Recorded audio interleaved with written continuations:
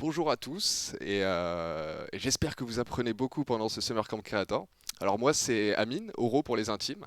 Alors je suis ingénieur dans l'informatique et j'ai fondé Orbital, qui est une école en ligne pour les créateurs de contenu justement pour les aider à se professionnaliser. Et donc voilà, je vais vous parler aujourd'hui un petit peu de comment l'agilité peut vous aider dans la création de contenu. Alors bien sûr chaque thème va être défini petit à petit. Donc déjà, si on part et qu'on simplifie les choses, un créateur de contenu, il va devoir développer certaines compétences. Dans un premier temps, il va devoir créer du contenu qui apporte de la valeur. Ce contenu-là, il va lui permettre de trouver, d'atteindre une certaine audience. Ensuite, de cette audience, il va devoir faire émerger sa communauté, identifier et faire émerger sa communauté. Et à la fin, il va devoir monétiser sa communauté et son audience. Bien évidemment, tout ça, c'est beaucoup de compétences, c'est beaucoup de connaissances, et personne n'a ça en lançant son projet de création de contenu dès le début.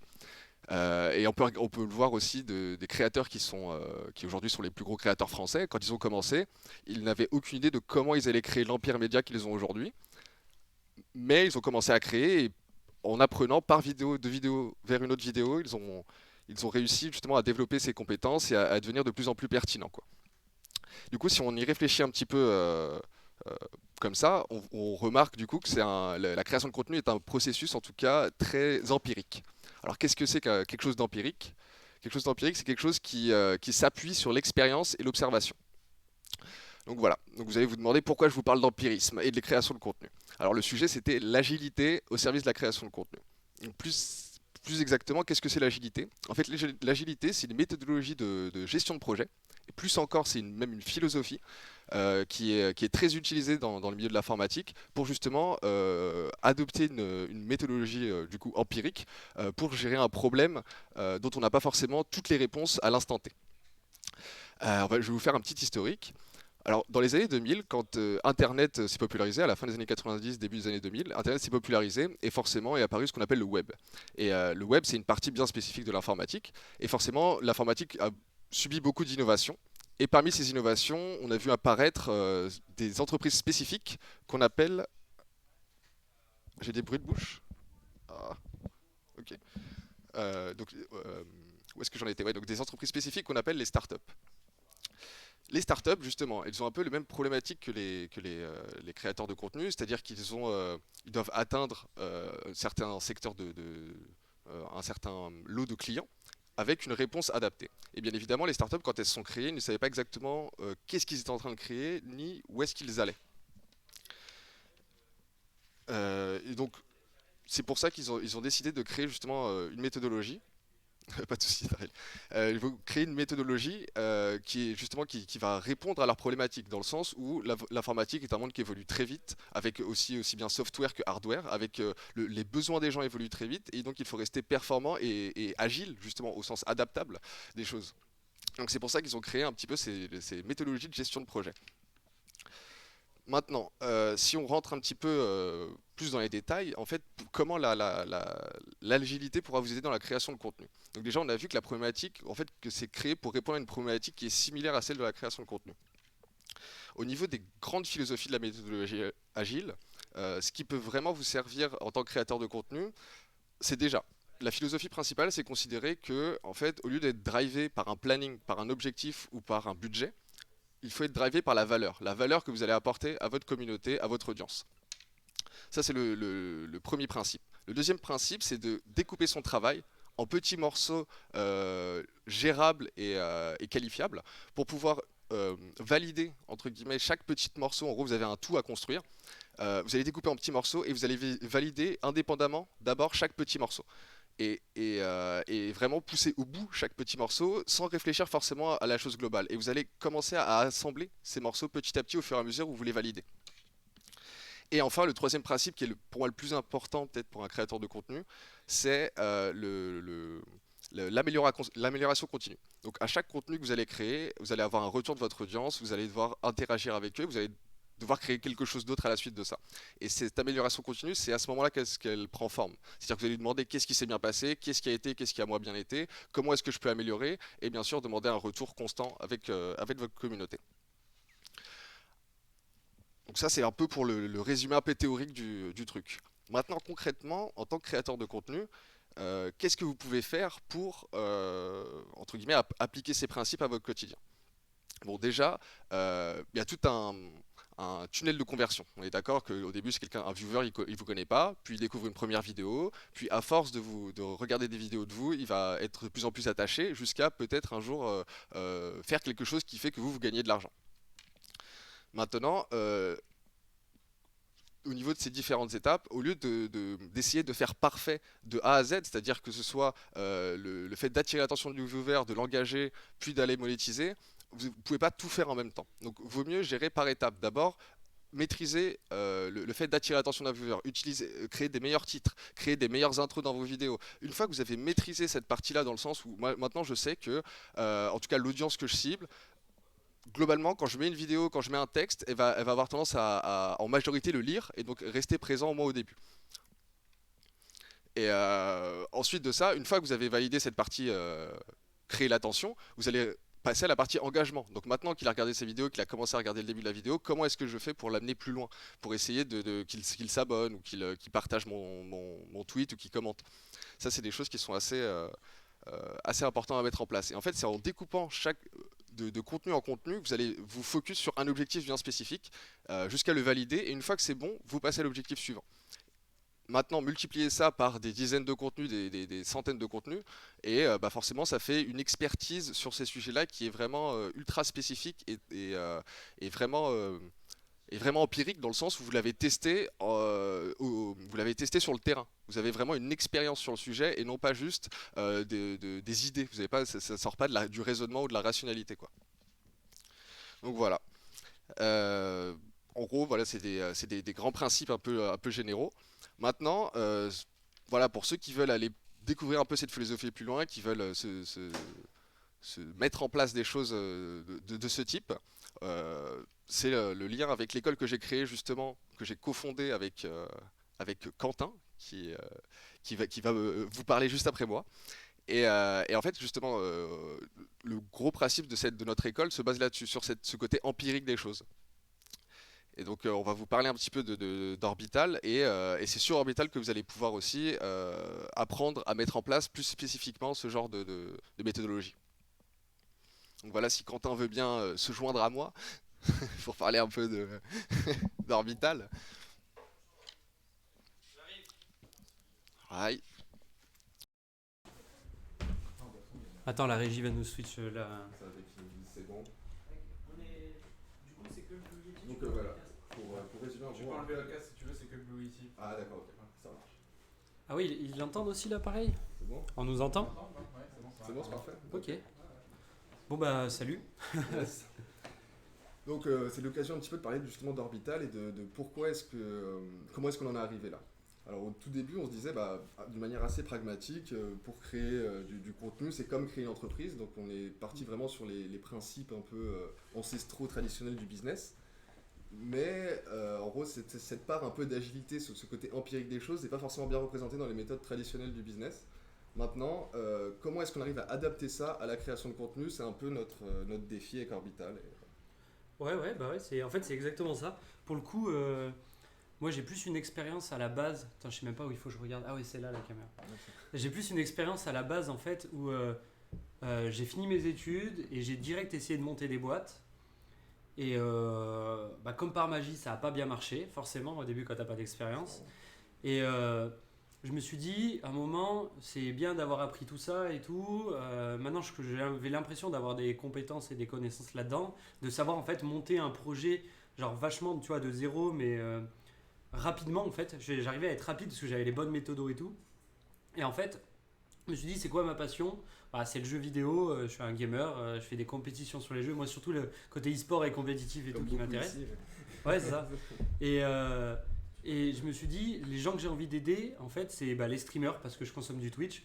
Et donc, je me suis dit, en fait, on va faire le parallèle entre genre l'entrepreneuriat classique, les startups, créer des projets comme ça. Et comment on fait pour l'appliquer du coup dans le cadre de la création de contenu et des streamers, quoi. Et du coup, j'ai fait ça un petit peu tout seul. Je fais ça aussi du coup au Gaming Campus parce que moi je passe après Amine, je me représenterai. Mais du coup, j'ai la double casquette parce que du coup, je suis un peu le prof qui supervise la promo des gens qui organisent la conférence. Et j'ai fait ça voilà, au Gaming Campus tout seul. Et maintenant, je m'associe avec Amine et on a monté un projet ensemble qui s'appelle Orbital. Et on vous en dira plus petit à petit, quoi. C'est ça. Surtout que, après, je sais pas si. Ce qu'il faut se dire aussi, c'est que par exemple, moi, contrairement à Quentin, moi, j'ai pas passé par l'entrepreneuriat directement, donc je travaille encore en tant qu'ingénieur dans l'informatique. Mais vu que j'ai aussi cette passion du jeu vidéo, de l'e-sport, etc., je me suis pas mal investi du point de vue associatif, notamment sur les sujets marketing, avec des petites structures e-sport, ce genre de choses. Et c'est à ce moment-là que j'ai compris qu'en fait, aujourd'hui, beaucoup de petites associations comme ça cherchent à obtenir des sponsors, de l'argent, entre guillemets, assez rapidement, et entre guillemets, ils délaissent un petit peu la création de contenu. Alors qu'en réalité, si on prend d'un point de vue plus haut niveau et plus pragmatique, dans l'écosystème aujourd'hui des équipes e-sport qui sont rentables, les seules qui sont rentables, c'est celles qui ont basé leur stratégie complètement sur la création de contenu. Et donc en gros, ce qu'il faut bien comprendre, c'est que les créateurs de contenu, c'est un phénomène qui est aussi fort que les startups, sauf qu'il est un peu plus récent, mais qui va se développer encore plus vite que les startups, parce que les startups étaient un peu cet exemple, en gros, cette première voie vers ce genre de projet. Et donc aujourd'hui, si vous avez une passion et que vous voulez en vivre, notamment du jeu vidéo, la meilleure chose à faire, c'est commencer à créer du contenu. Grave, et surtout de commencer hyper tôt en fait, parce que plus tôt on commence à créer des choses, alors au début forcément le projet qu'on mène au tout début, les premiers trucs qu'on crée en fait c'est pas ouf, on n'est pas très fiers de ça, mais en fait c'est avec cette... comme tu en as parlé dans la conf, l'histoire de l'agilité, de l'itération, de recommencer, de créer beaucoup pour en fait arriver à trouver sa voie et monter sa compétence là-dedans. Ça, les créateurs de contenu, ils le font trop bien. Et en fait, déjà d'avoir ce schéma de pensée-là, ça donne un avantage de ouf sur le marché du travail moderne et actuel. Et c'est trop puissant. La création de contenu, c'est trop puissant. En vrai, si on révèle le secret qu'on a, on le dit pas trop fort. Secret. Parce que là, c'est l'instant où on va vous révéler le secret ultime. C'est qu'en fait, nous, ce qu'on pense, c'est que les diplômes, c'est bien. Ça a été reconnu pendant très longtemps. Il y en a besoin aussi, mais c'est pas la seule voie. Et qu'en vrai, quand on crée du contenu sur un sujet, en fait, on emmagasine plein de compétences. Et surtout, quand on crée des choses, en fait, on met des choses sur le devant de la scène. Et du coup, en fait, on a des choses à montrer. Et typiquement, moi, ça m'est arrivé. Quelqu'un qui m'a contacté et qui m'a dit, je l'ai contacté typiquement pour être responsable marketing. Pour pas taire son nom, c'est Poisson Fécond. Et typiquement, j'ai postulé à une offre pour être responsable marketing. J'ai pas de diplôme de marketing et au final, je suis arrivé dans la toute fin du processus de recrutement, juste parce que j'avais créé des choses avec la création de contenu, j'avais des choses à lui montrer. Et en fait, c'est ça qui sert de CV quand on est créateur. Et en fait, c'est presque aussi puissant que d'être passé par une école. Je dis pas il y a quelque chose de mieux que l'autre, c'est des voies différentes, mais la création de contenu c'est aussi puissant, quoi. C'est ça. Le but en fait, c'est de développer des compétences pour s'inscrire dans un monde économique. Et en fait, soit on développe des compétences en allant à l'école en demandant à quelqu'un qui nous les apprenne, ou bien on fait en fait. On se retrouve sur le terrain et on commence à construire. Et par là, c'est l'une des meilleures manières d'apprendre aussi, quoi. Ouais, c'est un petit peu ce délire de en fait apprendre à apprendre.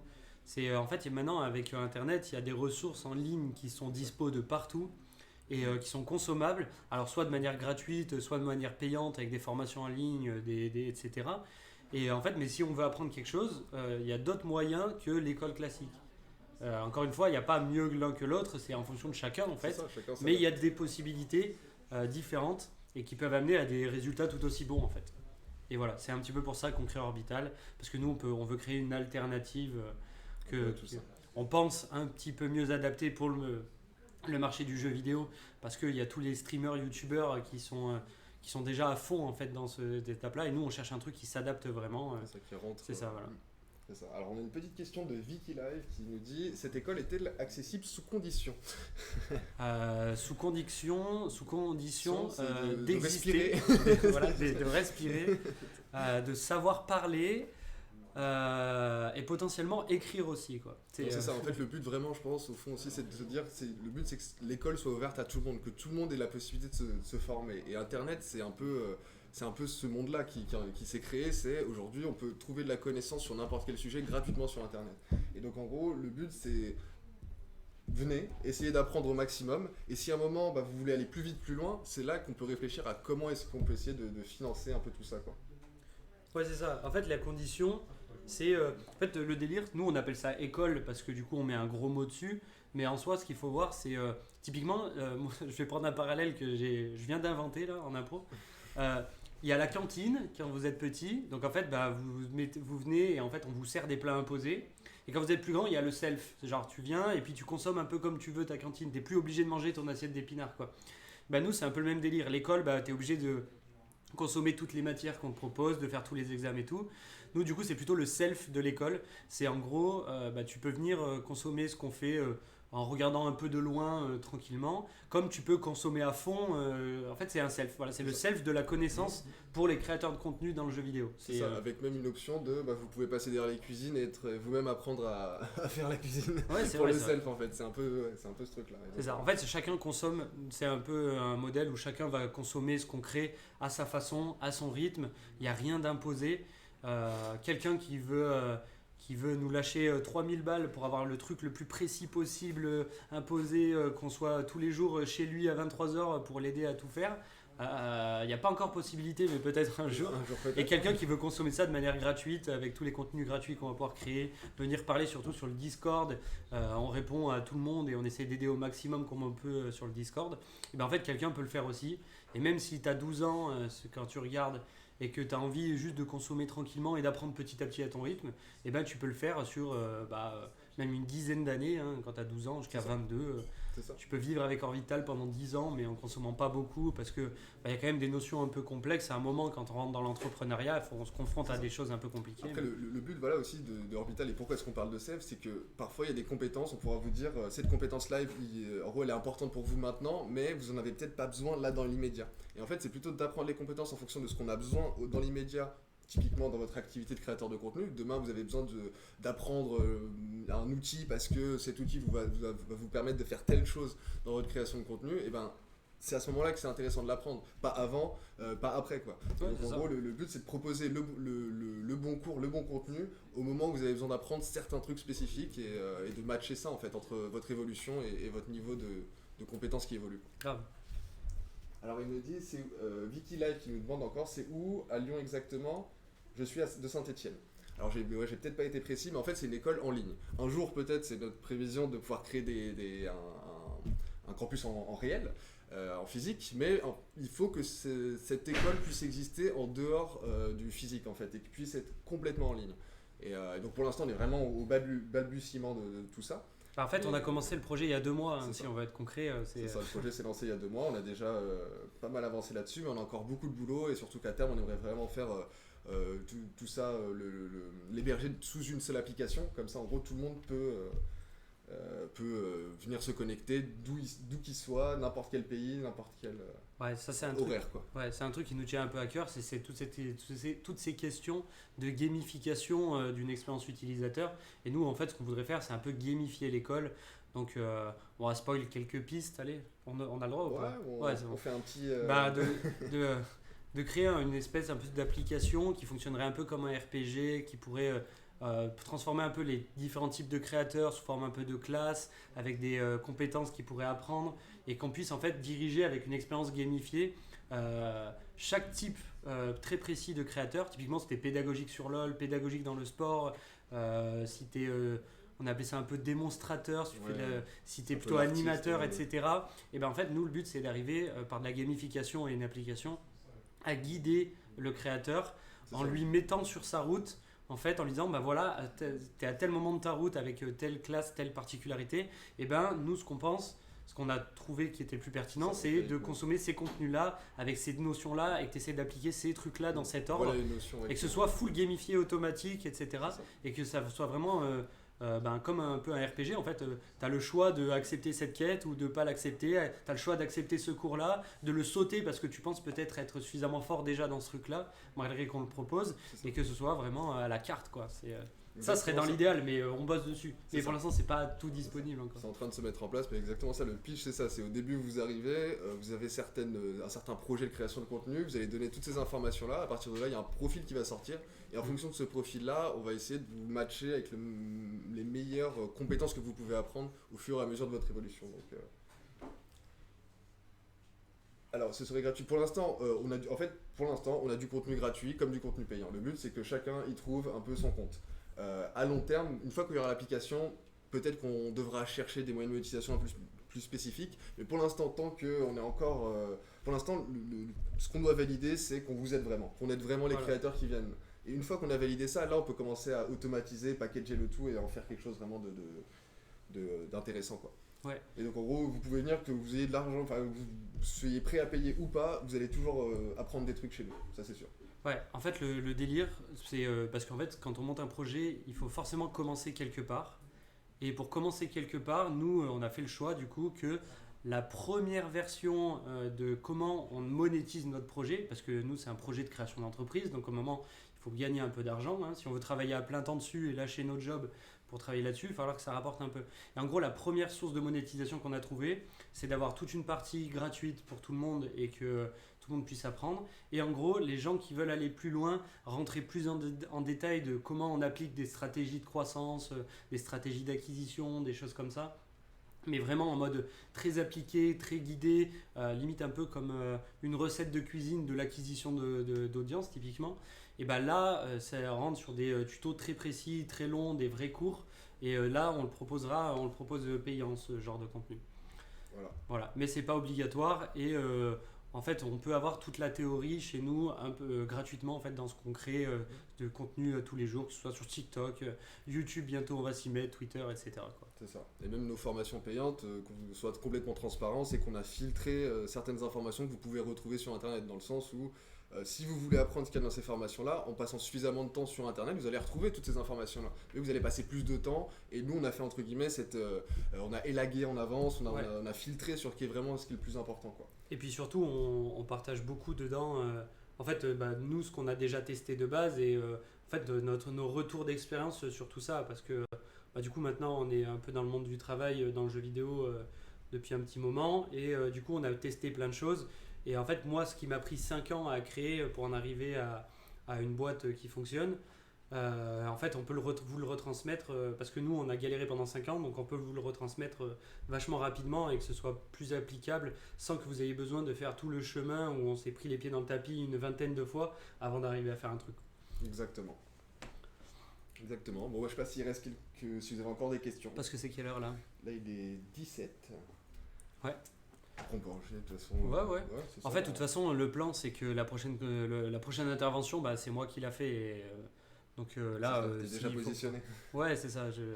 Juste, on fera une petite transition. Il faut que j'aille chercher un truc dans la régie et du coup, après, je viendrai sur le bureau. Du coup, je prendrai la place d'Amine.